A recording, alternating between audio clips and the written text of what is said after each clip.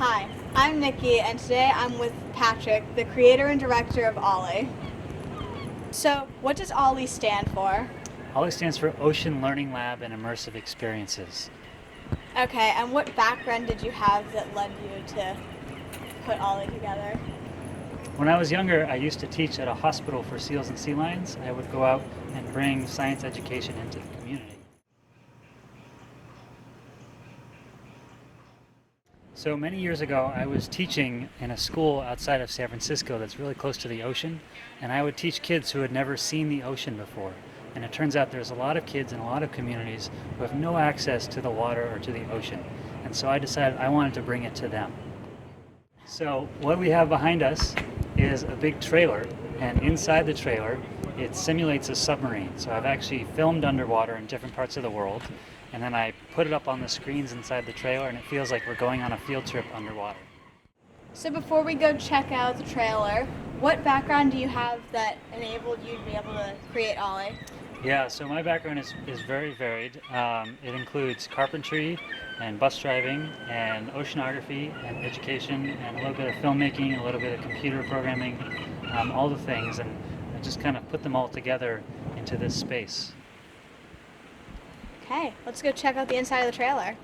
So, can you tell us anything about the outside, the entrance? It looks kind of elaborate.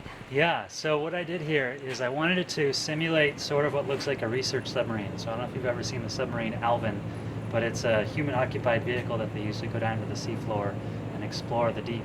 And so that's why this big space is white, but also has some orange elements, like the tail fin and the rooftop unit are orange, because on a research submarine, you want them to be visible when they come to the surface. And then on the back, we've got a couple of propellers that are bronze so that you can move the submarine around. But with this tail and the back door looks like sort of like a hatch on a submarine or on a ship, but it's actually a special hatch in that it's wide enough to fit a wheelchair, and you can actually take out the bottom. So with this ramp, this thing is a wheelchair accessible submarine, which is the first that I've heard of. But all of this packs up into a trailer, and we can take it on the road.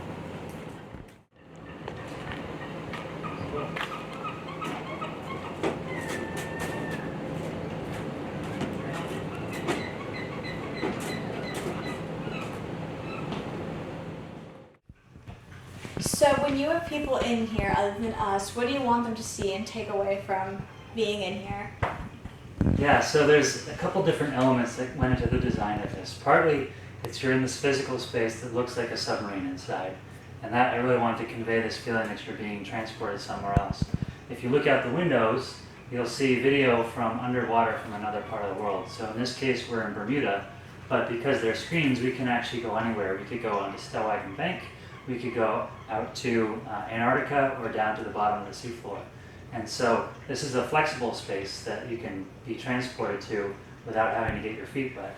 At the same time, we also have a lot of interactive tools. So like, for example, this is our digital map table for exploring the ocean and looking at data of all different kinds to try to understand how the ocean works and what we can find down there. And so the combination of the immersive space and the hands-on tools that we can share and talk about together creates this really impactful learning experience for communicating ocean science. So, what are we looking at here in the computers? Yeah, so these are kind of smaller versions of our map table where we can look at a lot of interesting data. And I wanted to tell you a little story based on this data so you can kind of understand what we can do here in the laboratory. So if we look at this map right here, what you're looking at right now is the wind speed and direction from back on January 4th of 2018. Do you remember that day? I don't remember anything special happening then. Well, let me tell you the story you might remember. So if you look at this storm, it looks a lot like a hurricane, but it's not a hurricane because it's January. But what we're looking at is the wind speed. So around here, we've got these really strong winds of about 71 miles an hour. This is in January. Mm-hmm. And what that does is a couple different things. Partly that comes from a change in air pressure. So I can pull up this map of air pressure here. So here, yellow and white is high pressure, which is usually nice weather, and then the purple and red is low pressure. And when you have low pressure in the air, it helps the sea actually come up a little bit. What it also does is with these really strong winds here off of our coast, it actually pushes the water, like it acts like a plow and pushes the water onto land. Now this happened at the same time as a full moon, and we had something called a king tide. So with a full moon high tide, we actually get tides that are higher than usual. Okay, so on that day we were supposed to have a pretty high tide, and on this is the tide chart that you can look at online. These are all online tools, so you can check these out at home as well. And what happened on this day is we were supposed to get about a 12-foot tide, which is usually pretty high for us. But because of that snowplow effect from the strong winds and the low pressure, it raised local sea level by 3 feet and ended up getting 15 feet of water. Now do you remember that? I think so, yeah. Think so? Well, let me show you another map of what happens when you raise sea level. So here's Gloucester, and for example, here's the high school, and do you remember the day the high school parking lot flooded and all of those cars were encased in ice? Mm-hmm. That's what happened. So we had this huge storm that came in, and because it was a snowstorm, the city said, oh, let's just park in the high school parking lot, but it turns out that's a big flood zone. So when we get a major storm like this that rolls in and raises local sea level, you get flooding in that parking lot. Here at Maritime Gloucester, we actually got 1.5 feet of water inside the building, and a lot of other things. So that's one of the things that we can explore by looking at the relationship between the ocean and the water, and the ocean and the air, but also we can use this to talk about how we might prepare for that to happen again in the future, what kind of things we can do to help avert disaster. People come in and we're like, oh, what's the weather going to be like out on the bank this weekend? Because I'm going fishing, and I want to make sure that the weather's good. And so we can look, and actually we can go forward in time and see, on Saturday, it looks like we'll get some interesting crossing winds, so maybe, it might be a challenging sail, or it might be kind of dead. We'll see. Mm-hmm. So that's one of the really neat things about tools like this, is we can kind of answer anybody's questions. So some people are really interested in climate change, and some people are really interested in plastic in the ocean, and some people are really interested in plankton. And we can kind of look at all of those different things and stay flexible and really cater to people's curiosity, rather than just kind of telling them one message that they have to just swallow. Like, we can follow what people are really curious about. So I think it was 2 weeks ago there was like a microburst in air storm. Can you look at that and see? Yeah, let's see. Let's look at our map again. And do you remember what day that was? It was a Wednesday. I think it was Wednesday of last week? 2 weeks ago? So maybe July 31st? Well, let's see. So one of the things we can look at, for example, is this thing called CAPE, which basically represents how unstable the atmosphere is in a certain place at a certain time. And so we can look at this map here, and this white means it's really unstable. And you get that usually when there's a big storm, and it leads to things like thunderstorms. So we can actually go back in time and see certain moments when weather is really bad, or maybe if you know exactly when that storm was, you might be able to see it.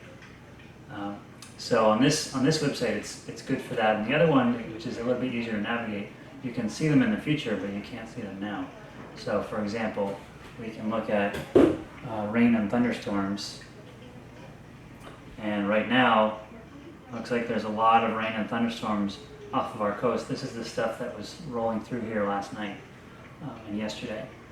So there's a lot of fun things. I really just, part of the reason that I got into this is because I was studying the ocean as a scientist, and I would find things like these visualizations that showed you the weather, and I was just like, oh, that's so pretty. I just want to share that with people. I don't want to go sit here and write papers all the time. I want to show people pretty maps of the weather and help people understand how it works.